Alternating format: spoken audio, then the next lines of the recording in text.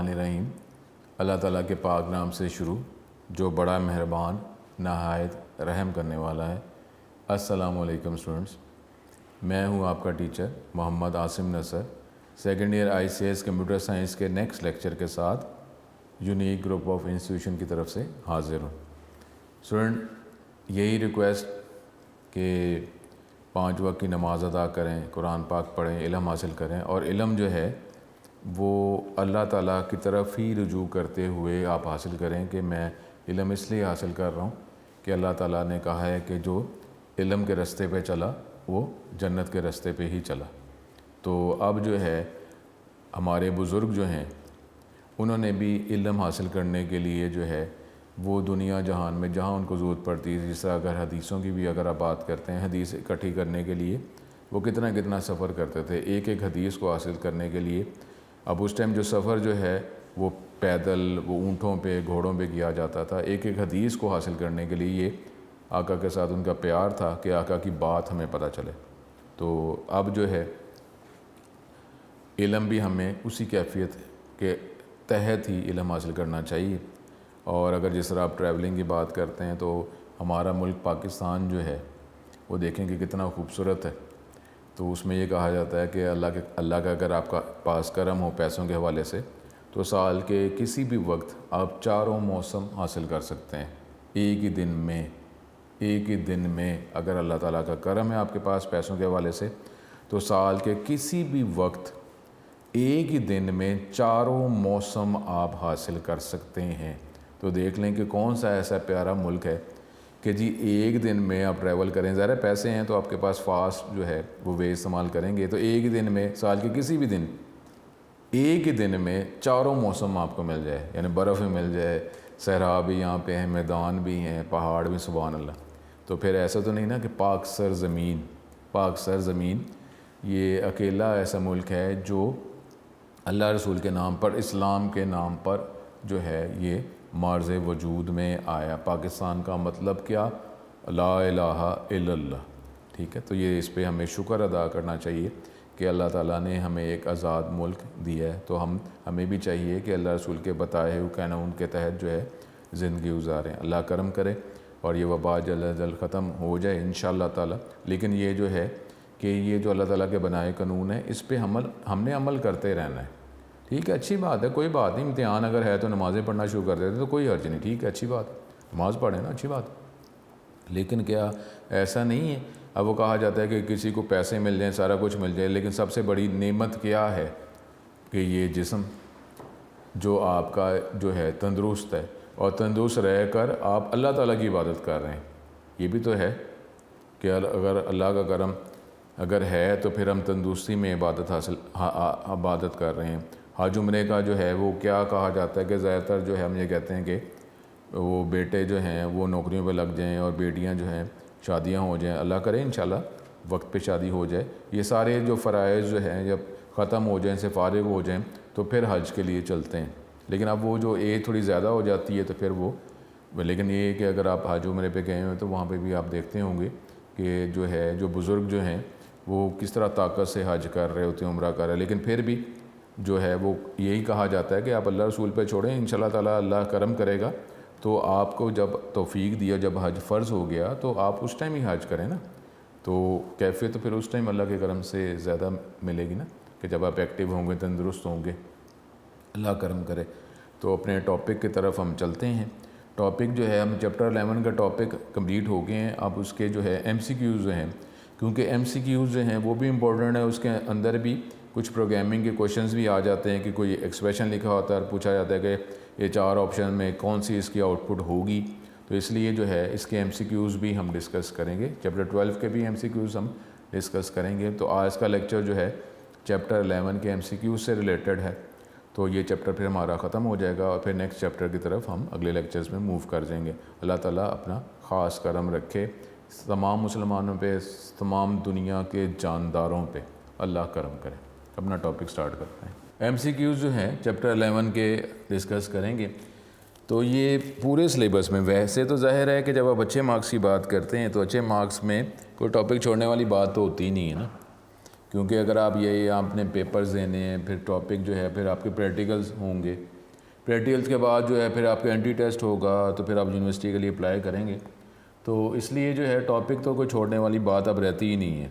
Competition बहुत ज़्यादा हो गया है, तो ये नहीं कहा जा सकता कि टॉपिक आप छोड़ दें तो ये पेपर अटैम्प्ट हो जाएगा। पेपर अटैम्प्ट अगर एक पार्ट अटैम्प्ट हो गया, एक पेपर अटैम्प्ट हो गया, लेकिन अगले फेज़ में क्या करेंगे कि जब हमारे पास एंट्री टेस्ट हो जाएगा, फिर यूनिवर्सिटी के लिए अब अप्लाई करेंगे। और आगे भी तो फ्यूचर में यूनिवर्सिटी, अगर आप कंप्यूटर साइंस में ही रहते हैं तो वो टॉपिक छोड़ा है, तो अगर वो टॉपिक छोड़ा अगली वो डिग्री में अगर आ जाता है और वो मेन टॉपिक था जो आपको छोड़ना नहीं था, तो फिर क्या करेंगे। तो इसलिए जो है आप कंपटीशन के अंदर तो यही कहा जाता है कि आपको हर टॉपिक का ही पता होना चाहिए, अंदाज़ा आपको ज़रूर होना चाहिए।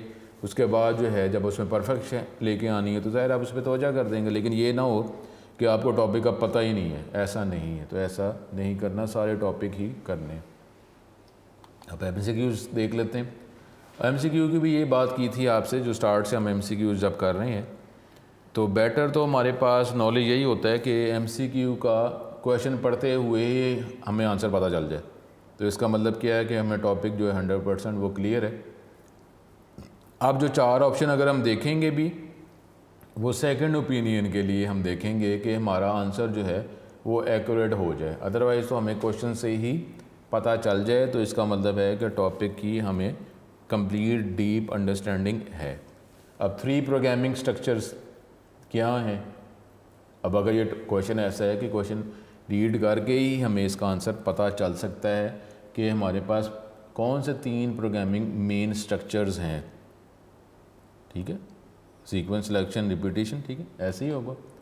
Sequence, decision and repetition, process, decision, alteration, sequence, definition, process, relation, comparison, process. तो फिर मे बी ये पहला ही होगा, सीक्वेंस, डिसीजन एंड रिपीटिशन, ठीक है। उसके बाद following structure dash structure are use to control the flow of execution in a program. कौन सा स्ट्रक्चर है जो प्रोग्राम में एग्जीक्यूशन के फ़्लो को कंट्रोल करता है। तो एक वर्ड यहाँ पे आएगा, dash structure are use to control the flow of execution in a program, ठीक है, आपको क्लियर हो गया होगा। डाटा होगा, data structure are use, program structure are use, input structure are use या control structure are use to control the flow of execution in a program. तो ये कंट्रोल ही इसका आंसर होगा। Control structure are use to control the flow of execution in A programme. उसके बाद अब 2017 का question, which programming structure execute program statement in order. अब ये 3 कंट्रोल स्ट्रक्चर तो हो ही गए ना, तो अब उसमें कौन सा ऐसा कंट्रोल स्ट्रक्चर है जिसमें जितनी भी स्टेटमेंट लिखते हैं एक सीक्वेंस में ही वो सारी स्टेटमेंट एग्जीक्यूट होती रहती हैं, एक के बाद एक, एक के बाद एक। तो कौन सा हमारा वो जो है स्ट्रक्चर है। अब सीक्वेंस यहाँ तो नहीं कि यहाँ से हम देखेंगे, लेकिन ये है कि ये सीक्वेंस, डिसीजन, रिपीटिशन, इसमें क्या होगा, सीक्वेंस ही होगा। रिलेशन, डिसीजन, सीक्वेंस, रिपीटिशन, तो ये सीक्वेंस इसका आंसर होगा, ठीक है। 2017 के अंदर ये MCQ आया।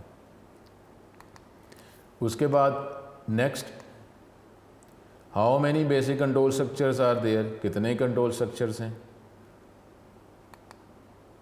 1 है, 2 है, 3 है या 4, ठीक है।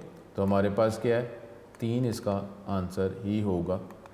उसके बाद अगला, विच one is a control structure. अब ये जो है, ये क्वेश्चन को देखकर हम अंदाज़ा नहीं लगा सकते कि इसका आंसर क्या होगा, हमें ऑप्शन ही देखने ही पड़ेंगी, फिर हम उसमें से देखेंगे, सिलेक्ट करेंगे कि इसमें से कौन सा कंट्रोल स्ट्रक्चर है। सिलेक्शन, सीक्वेंस, रिपीटिशन या ऑल ऑफ दीज। एक है, एक से ज़्यादा हैं, सारे हैं, तो मेरा ख्याल है ऑल ऑफ दीज ही आप समझ रहे होंगे कि इसका आंसर होगा। उसके बाद next, which one is not a control structure. अब ये भी ऑप्शंस हम देखेंगे तो हमें पता चलेगा कि कौन सा इसमें कंट्रोल स्ट्रक्चर नहीं है। सिलेक्शन, इनपुट आउटपुट, सीक्वेंस और रिपीटिशन।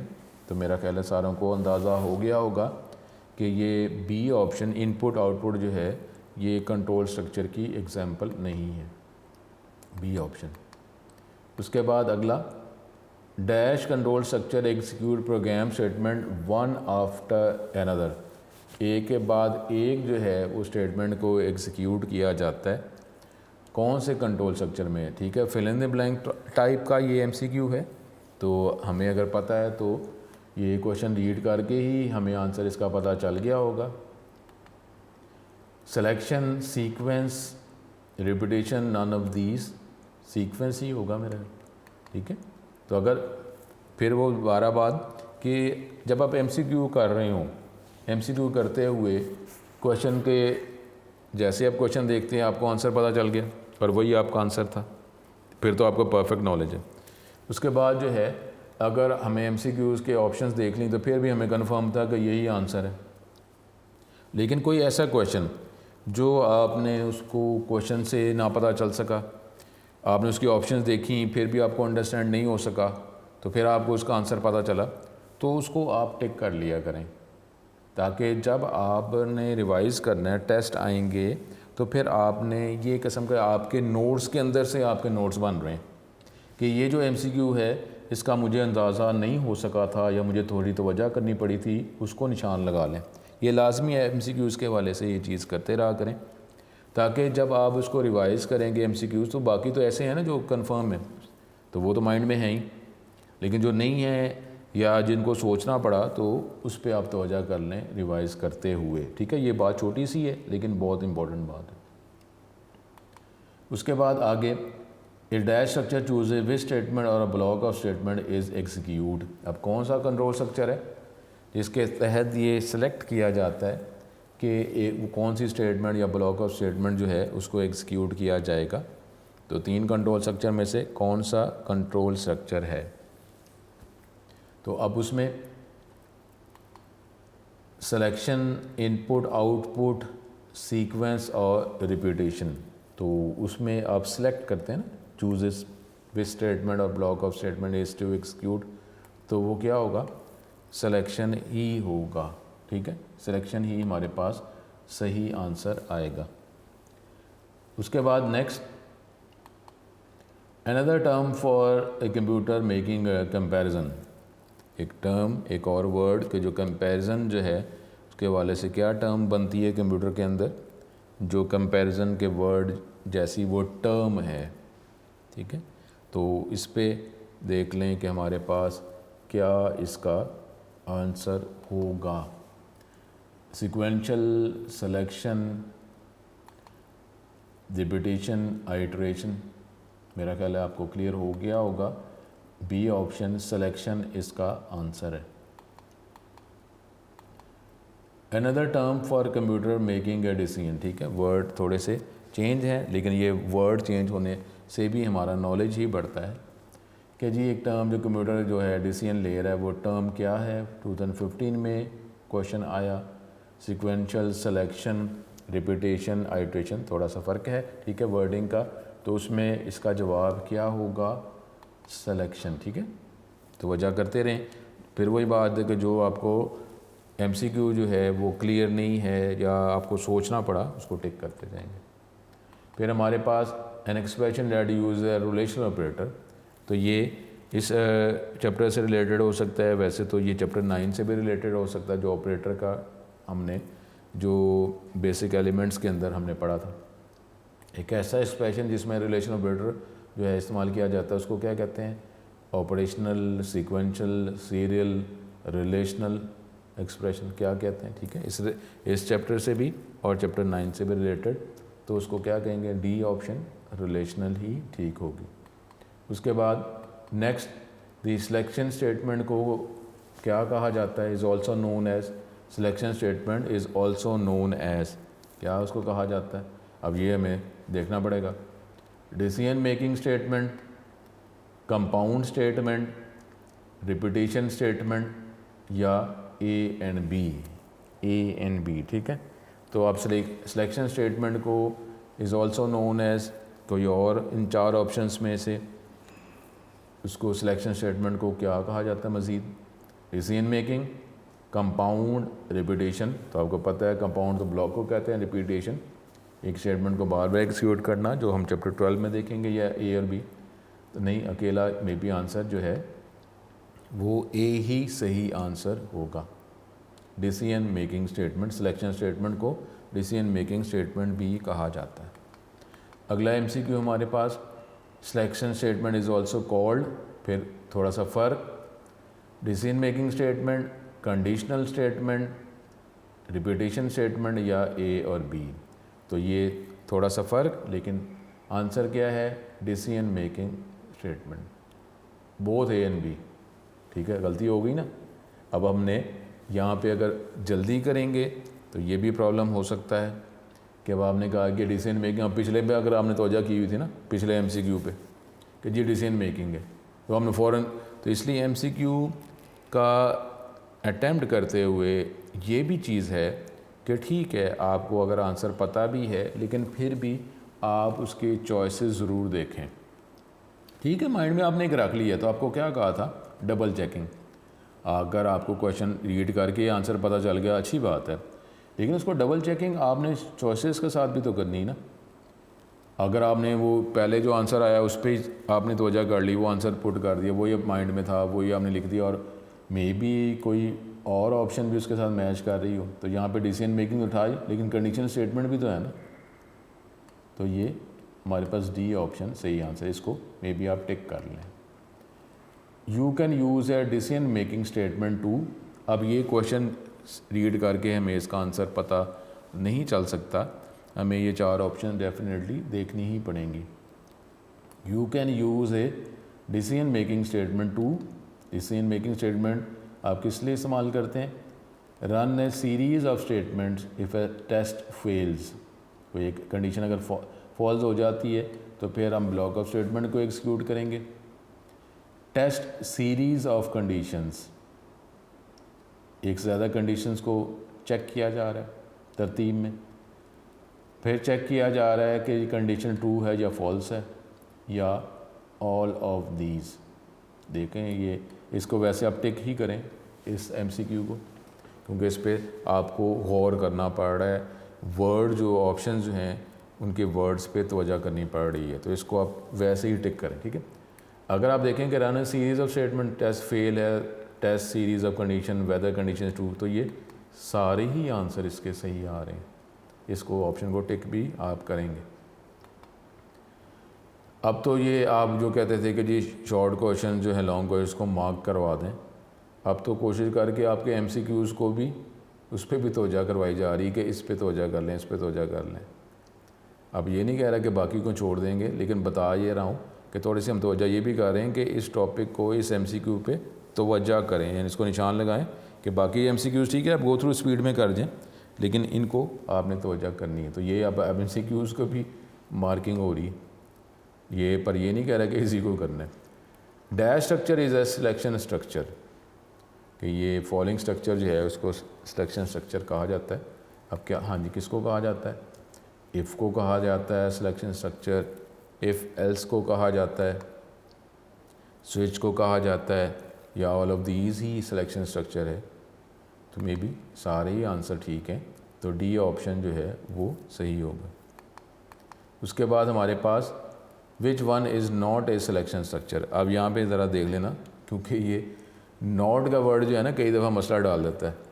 एक वर्ड नॉट ही है, नॉट का मतलब उसे सारी बात को रिवर्स कर दी है। अगर नॉट आप ना करें तो क्या होगा, विच one is a selection structure, वो नॉट आ गया तो बात ही टोटली रिवर्स होगी, तो ये ट्रिकी हो जाते हैं। नॉट पे ज़रा तवज्जो करनी होती है कि जो बात कही जा रही है तो वो उसको चेक नहीं करें, नॉट ए सिलेक्शन स्ट्रक्चर। अब फॉलोइंग चार ऑप्शन है, इसमें से कोई एक ऑप्शन है जो सिलेक्शन स्ट्रक्चर नहीं है, तो नॉट वाली एमसीक्यू पे भी तवज्जो करनी चाहिए कि ये ट्रिकी हो जाते हैं। माइंड में कुछ और स्केच बन रहा होता है, लेकिन कुछ और बिल्कुल ही रिवर्स पूछा जा रहा होता है। अभी हमें ऑप्शन ही देखनी पड़ेंगी। इफ़ एल्स जो है ये सिलेक्शन स्ट्रक्चर है या नहीं है, नॉट पूछा जा रहा है, स्विच है या नहीं है, इफ़ है या नहीं है, वाइल है या नहीं है। अब ये वाइल जो है ये तो कोई सिलेक्शन स्ट्रक्चर नहीं मेरा ख्याल है, ठीक है, ऐसे ही है, नॉट है, तो इसलिए इस पे ज़रा ये ट्रिकी हो सकता है। अगर कोई तेज़ी अगर स्टूडेंट जो है वो लगाता है, तो इसका आंसर जो है वो अगर ओवर कॉन्फिडेंस की वजह से अगर कोई वो कहता है कि जी हाँ ये कौन सी सिलेक्शन स्ट्रक्चर है, तो आपको ये ऑप्शन कर देते हैं, वो तो आपसे पूछ रहा है कि सिलेक्शन स्ट्रक्चर नहीं है, तो इस पर आपने तवज्जो करनी है। ऐसे क्वेश्चन ये ट्रिकी हो जाते हैं, तेज़ी में इसका आंसर गलत निकल सकता है। तो वाइल जो है डी ऑप्शन इसका आंसर सही है। फिर हमारे पास एक ग्रुप ऑफ स्टेटमेंट जिसको एनक्लोज़ किया जाता है, शामिल किया जाता है ओपनिंग एंड क्लोजिंग ब्रेसेस में। इन ग्रुप ऑफ स्टेटमेंट को क्या कहा जाता है? अब आपको मेरा ख्याल है तो क्वेश्चन रीड करके ही आपको पता होना चाहिए। अगर आपको 100% टॉपिक क्लियर है तो ऑप्शंस के बगैर ही आप बता सकते हैं। ग्रुप स्टेटमेंट कहा जाता है, प्रोग्राम स्टेटमेंट कहा जाता है, कंपाउंड स्टेटमेंट कहा जाता है, या all of these, all of above. तो मेरा ख्याल है आपको क्वेश्चन रीड करने से ही इसका आंसर पता होना चाहिए। तो ये सी ऑप्शन कंपाउंड स्टेटमेंट इसका आंसर है। उसके बाद dash selection structure is the simplest form of decision making structure. Following जो 4 ऑप्शन है इसमें से कोई एक ऑप्शन जो है वो सिंपलेस्ट डिसीजन मेकिंग स्ट्रक्चर की एग्जांपल है। सिंपलेस्ट फॉर्म है डिसीजन मेकिंग जब आप करते हैं तो सबसे आसान सादी जो है ये स्टेटमेंट है, ये स्ट्रक्चर है। इफ़ एल्स, इफ़, स्विच और नेस्टेड इफ़ एल्स। ठीक है, तो सबसे पहले जो है ज़ाहिर है जो हमने पहले पढ़ा वो आसान होगा ना, आहिस्ता आहिस्ता फिर हम उसके क्लॉजेस पे गए थे, तो बी ऑप्शन ही सही। If which of the following statement is simplest form of a decision structure. ठीक है, मिलता जुलता। Select case, if statement, try case, finally nested if. ठीक है, तो ये हमारे पास ऑप्शंस का फ़र्क आ गया, कुछ वर्डिंग का फ़र्क है, तो फिर इफ़ स्टेटमेंट ही हमारा सही answer. In if statement false is represented by 2017 में फॉल्स जो है इफ़ स्टेटमेंट के अंदर फॉल्स किस चीज़ से रिप्रेजेंट उसको किया जाता है। तो मेरा ख्याल है ये भी आपको क्वेश्चन रीड करके ही इसका आंसर पता चल गया होगा कि हमारे पास ज़ीरो जो है मे बी फॉल्स है, एनी अदर वैल्यू, ये बात आपने टेक्निकली माइंड में रखनी है। In C language any other value other than zero is true, ये इस बात को ज़रूर जहन में रखना है। ज़ीरो तो फॉल्स ही फॉल्स है, लेकिन ज़ीरो के अलावा कोई भी वैल्यू सी लैंग्वेज के एनवायरनमेंट में उसको ट्रू कंसिडर किया जाएगा, लेकिन नॉर्मली 1 को ट्रू हम कंसिडर करते हैं। ठीक है, लेकिन ये बात को ये बार बार मैं कह रहा हूँ इस स्टेटमेंट को माइंड में रखना है। 0 1 2 3 फॉल्स, तो फॉल्स तो ज़ीरो ही है। ठीक है, अगर ऐसी कोई आती भी है ना, अगर ऑप्शन अगर ट्रू की बात की जाती है तो नॉर्मली आप 1 आंसर दे दें। अगर ऑल ऑफ दीज इस तरह की कोई ऑप्शन है तो फिर आप वो कर देंगे। अदरवाइज़ अगर आप ट्रू की बात करते हैं तो 1 भी टेक्निकली ट्रू है, 2 भी ट्रू है, 3 भी ट्रू है, ज़ीरो के अलावा वैल्यूज़ है ना, लेकिन आपके माइंड में चीज़ होनी ज़रूर चाहिए। अब अगर आप 1 ये आंसर लिख देते हैं तो अगर 2 और 3 भी इसका आंसर ट्रू है तो 1 भी तो सही है, आपने लिखा, कौन सा गलत लिख दिया। ऑल ऑफ दीज टाइप अगर कोई ऐसे है को बनता है कि जिसमें 1 2 3 तीनों को ही ट्रू कहा जा रहा है तो फिर आप वो ऑप्शन सेलेक्ट करेंगे। ठीक है, अदरवाइज वैसे तो इस क्वेश्चन में फॉल्स का पूछा जा रहा है तो वो तो क्लियर ही है, ज़ीरो ही इसका आंसर सही है, A option. In if statement normally true is represented. अब ये है, अब ये जो क्वेश्चन है, ये क्वेश्चन आए तो आपके माइंड में ये स्टेटमेंट होनी चाहिए कि जी ज़ीरो के अलावा सारी वैल्यू ट्रू होती है। अब ये आपने इसको माइंड में रख कर ज़रा टेक्निकली इसको सॉल्व करना। देखते हैं ऑप्शंस क्या हैं। 0 1 2 3 ये देख लें, आ गए ना वही।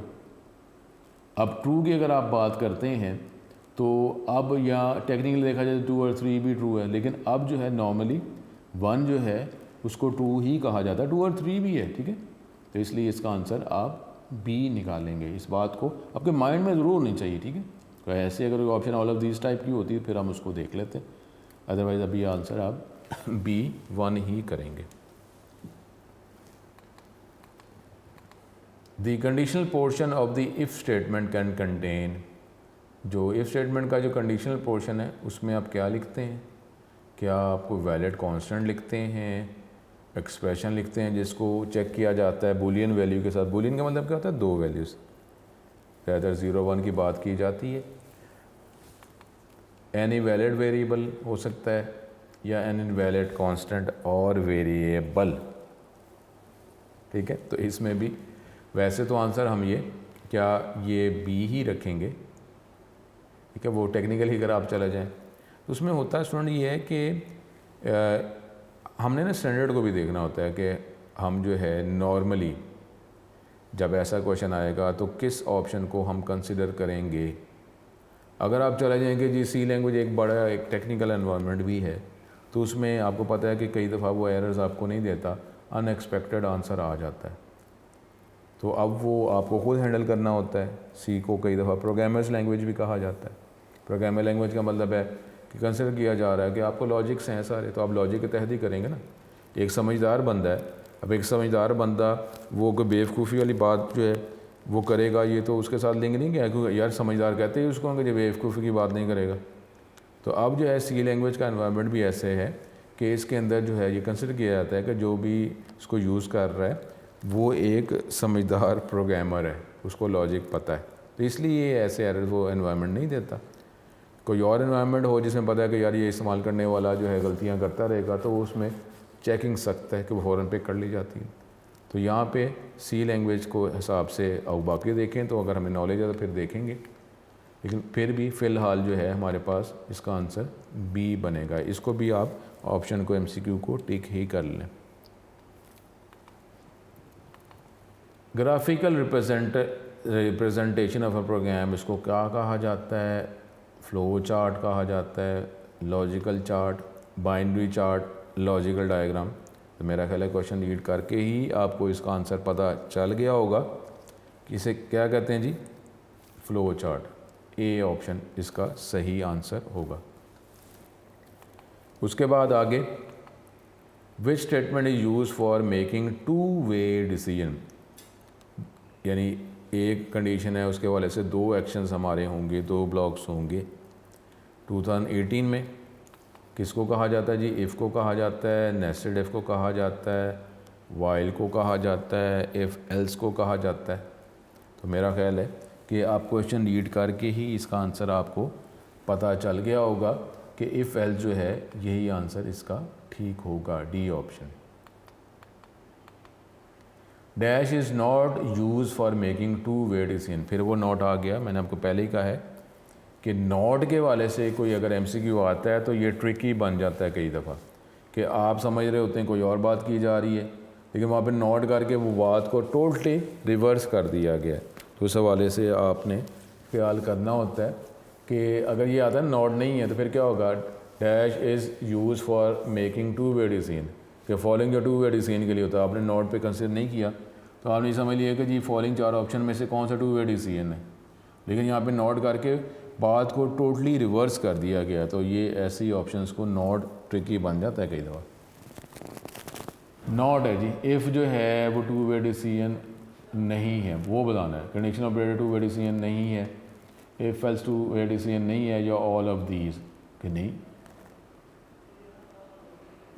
अब गौर करना पड़ रहा है आपको, अगर गौर करना पड़ रहा है तो इस ऑप्शन को, इस एमसीक्यू को आप टिक करेंगे।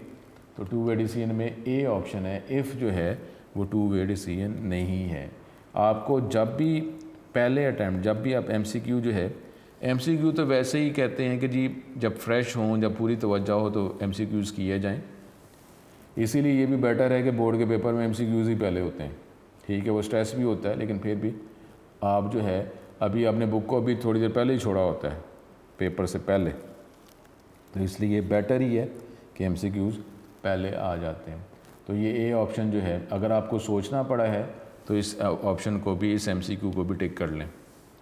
ये लाजमी छोटी सी बात जो मैं आपसे कर रहा हूँ कि एमसीक्यू जिस पे तवज्जो करनी पड़ी, सोचना पड़ा, उसको टिक करें। और तवज्जो करके भी जो हमें आंसर नहीं पता चल रहा, बड़ा गौर करना पड़ा है, फिर तो डेफिनेटली उसको टिक करना ही करना है। तो इस पर तवज्जो करें, A option. Which expression can be use in if condition, if condition में किस तरह का एक्सप्रेशन यूज़ किया जा सकता है। तो ये जस्ट माइंड में स्केच सा तो बन गया, लेकिन ये है कि हमें इसकी चॉइसेस देखनी पड़ेंगी। Relational expression, logical expression, arithmetic expression, या ऑल ऑफ दीज।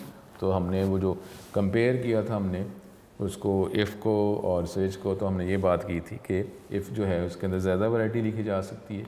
तो इसका ऑप्शन हमारे पास डी है कि किसी तरह का भी एक्सप्रेशन जो है लिखा जा सकता है।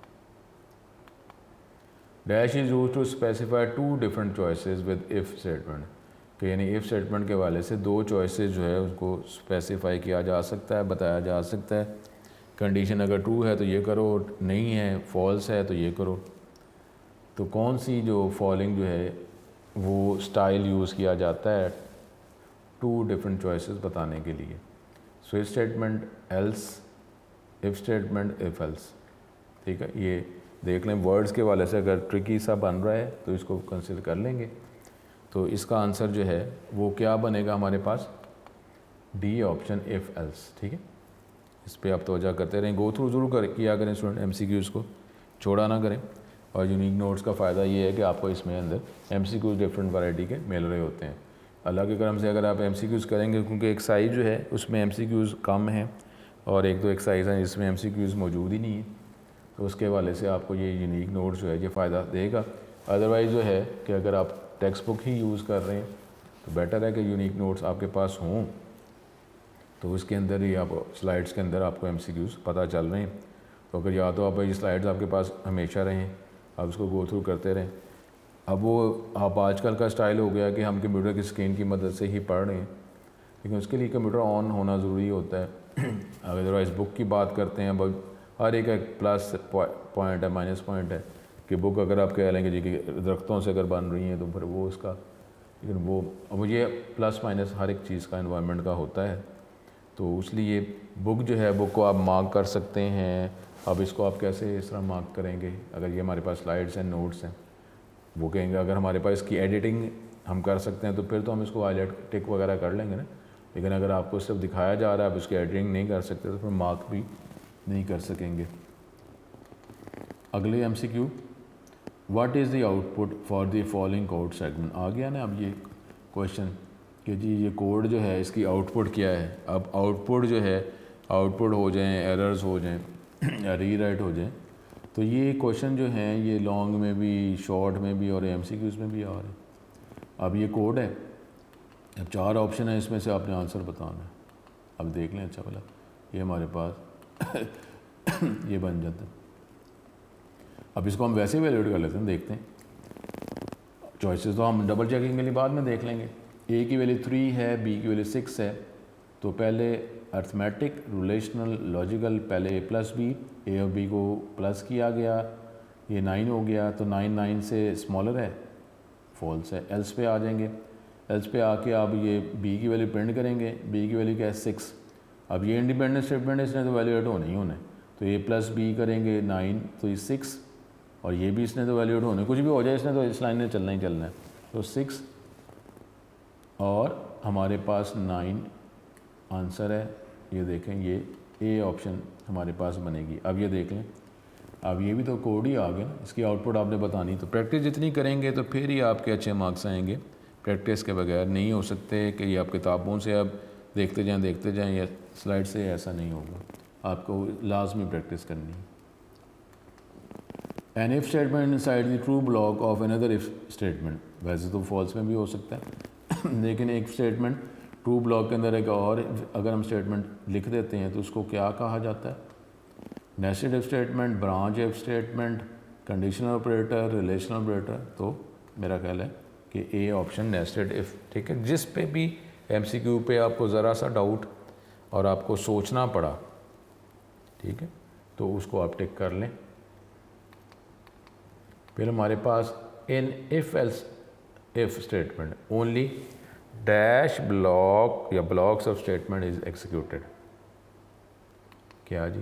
1, 2, 3 या मोर देन 3, कुछ भी हो जाए, इफ एल्स हो जाए, फिर इफ एल्स इफ हो जाए, उसमें तो एक ही ब्लॉक ने एवेल्यूएट होना होता है।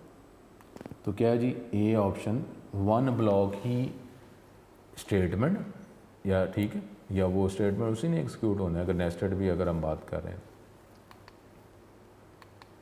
विच ऑफ द फॉलोइंग की word is not use in switch statement. Switch statement के अंदर ये फॉलोइंग जो है की वर्ड इस्तेमाल नहीं किया जाता। Default, if. अब ज़ाहिर है ये क्वेश्चन रीड करके पता नहीं चल सकता, हमें ऑप्शन देखनी ही पड़ेंगी। डिफ़ॉल्ट इसमें होता है, स्विच में इफ़ होता है, केस होता है, स्विच होता है, तो मे बी ये बी ऑप्शन ही इसका आंसर सही है कि इफ़ तो हम इसमें इस्तेमाल ही नहीं करते, ये कीवर्ड तो इस्तेमाल ही नहीं होता। The switch statement is an alternate of 2019 में आया nested if else, nested if else से और इफ़, ठीक है, तो ये सी ऑप्शन ही सही आंसर इसका है। Switch statement is an alternative of, थोड़ा सा फ़र्क, 2016 में if statement conditional operator, if else if और इफ़ एल्स, तो क्या होगा C option if else if, ठीक है, थोड़ा सा फ़र्क है। The last statement of each case in switch statement must be, होना चाहिए, होना चाहिए, इसका मतलब ना करें लेकिन होना चाहिए। वो क्या है जी? Default statement, if else statement, break statement या इफ़ स्टेटमेंट, होना चाहिए हर केस के अंदर आखिरी statement break statement, C option. The case block ends with 2019 में किससे ख़त्म होता है केस ब्लॉक जो है? End select, end case, break या केस एल्स, 2019 में ब्रेक ही होगा, सी, ठीक है। तो माइंड में रखें, ये MCQs देख लें, आपको अपडेटेड इन्फॉर्मेशन यूनिक प्रोवाइड कर रहा है, तो उसमें ये आपके सारे MCQs जो लेटेस्ट आए हुए हैं वो भी आपको मिल रहे हैं।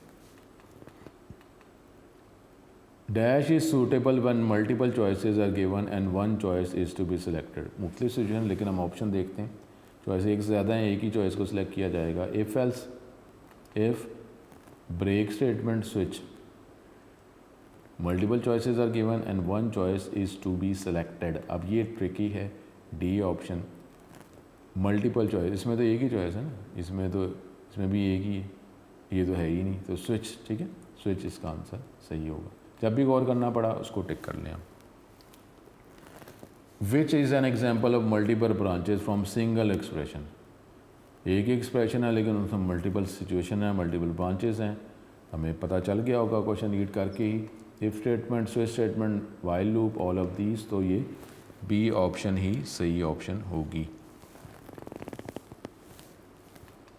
इन switch statement each case label may be an integer, और ये मैं आपको तवज्जो करवाता रहा कि जी केस लेबल जो है इंटीजर टाइप का होता है और एक और टाइप भी है, आपके माइंड में अगर आ गया है तो फिर तो ठीक है, और अगर वही आंसर मैच करता है ट्रू आंसर से तो ठीक है, आपको पता है, अदरवाइज टिक करेंगे।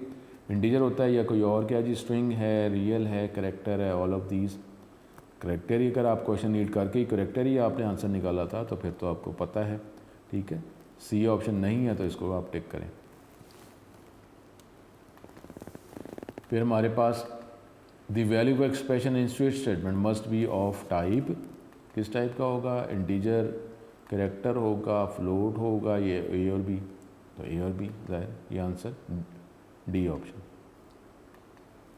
When two case labels are used without having any other statement between them, they work as, two case labels हैं, इसको मेरा ख्याल है वर्ड्स टेक्निकल से हैं तो इसको टिक करें। दो केस लेबल्स हैं और are use without having any other, इसके अंदर स्टेटमेंट को इस्तेमाल ही नहीं किया एग्जीक्यूटिबल स्टेटमेंट, तो दो केस लेबल फिर कैसे वर्क कर रहे होते हैं? Between them work as a dash operator, कौन सा operator? And operator, not operator, or operator, none of the, इसको टिक मेरा ख्याल कर ही लें हम। तो ये क्या होता है वैसे, और ऑपरेटर की तरह ये दोनों केस लेबल फिर काम कर रहे होते हैं। C option. Which statement in switch case structure cause rest of the statement to be skip, कौन सी ऐसी स्टेटमेंट है वो अगर हम जब लिखते हैं तो जितनी भी स्टेटमेंट जो है रिमेनिंग वो स्किप ही हो जाती है, एग्जीक्यूट ही नहीं होती हैं। वो क्या है जी हमारे पास? केस, डिफ़ॉल्ट, ब्रेक या ऑल ऑफ दीज। ब्रेक होगा तो ब्रेक इसका C option answer. Which of the following are valid case statement in switch? Case 1 ये सही है, case x is less than 4, case A B single quote में case 1.5, ये भी टेक्निकल है, टिक करें इसे। तो उसमें रेंज नहीं हो सकती, सिर्फ एक करेक्टर होगा या इंटीजर होगा, ये भी फ्लोट है तो ए ऑप्शन सही होगा। वैसे इसको आप टिक कर लें, इस ऑप्शन को, इस MCQ को टिक करें। How many times the test expression of switch statement evaluated, कितने दफ़ा एवेल्यूएट होता है? एक दफ़ा, ज़ीरो, एक दफ़ा, वंस फॉर ईच केस या टू, तो एक ही दफ़ा होता है। ठीक है, आज के लिए लास्ट कर लेते हैं। Following provides the code that execute if no case label is match. कोई भी केस लेबल अगर मैच नहीं करता तो कौन सा कोड जो है फिर उसको एग्जीक्यूट किया जाएगा? डिफ़ॉल्ट वाला कोड, लास्ट, एंड या स्टॉप। ठीक है, तो उसमें कोई भी अगर मैच नहीं कर रहा केस लेबल तो फिर हम किस में जाएंगे? एल्स रिमेनिंग में जाएंगे। तो स्विच में रिमेनिंग के लिए क्या वर्ड इस्तेमाल करते हैं? डिफ़ॉल्ट। ठीक है, तो ये हमारे पास ए ऑप्शन जो है वो इसका सही आंसर होगा। ठीक है, तो स्टूडेंट ये एमसीक्यूज़ जो हैं ये आज तक इतना रखते हैं। आगे कोई एमसीक्यूज़ होंगे उसको डिस्कस करेंगे, नहीं तो फिर हम अगले चैप्टर की तरफ चले जाएंगे। आपसे नेक्स्ट लेक्चर में दोबारा मुलाकात होगी। अपना बहुत ज़्यादा ख्याल रखें। अस्सलाम वालेकुम।